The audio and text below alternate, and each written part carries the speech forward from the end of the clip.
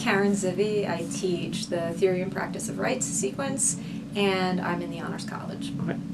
Pamela Galbraith. I teach the second part of the Theory and Practice of Rights sequence, and I'm in anthropology. It traces the intellectual history of the idea of rights, so it's part philosophy, but it also looks at the use of rights in political contexts to make revolutionary change.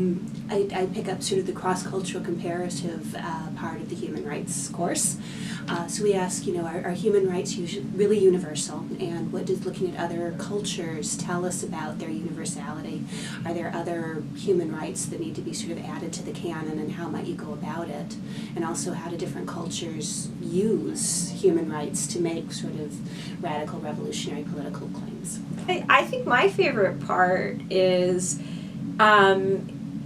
hearing what is of interest to the students and learning about the kind of commitments to change they want to make in the world, and seeing them grapple with the complexities of these issues but really feel like they can make a difference. So my name is Leah Bristol. I am a freshman. I'm a double major in social work and public and nonprofit administration, and my sequence is Theory and Practice of Rights. I'd say the hardest part of the sequence is probably just all throughout the year you study so many different thinkers and philosophers that study human rights, and often you have to do written exams and papers and presentations about these different thinkers.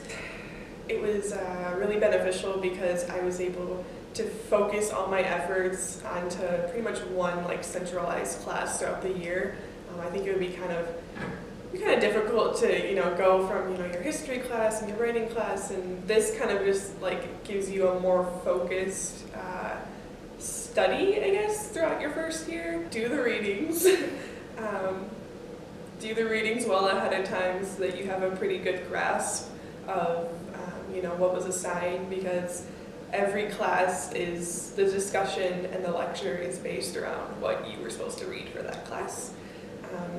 It's okay if you don't completely understand it. I remember the first couple months were kind of rough because we go ahead dive right in to those older thinkers and philosophers, and sometimes that can be difficult to understand.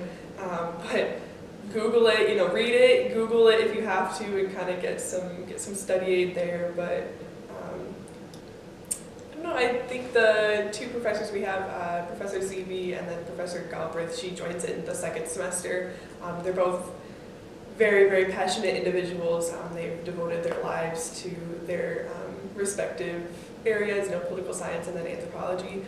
So you might hear different things about different honors professors, but really just have an open mind and give them a chance. I have ended up loving it. I've actually switched my major because of it. So I think it's important to kind of keep an open mind, because it ended up being great for me.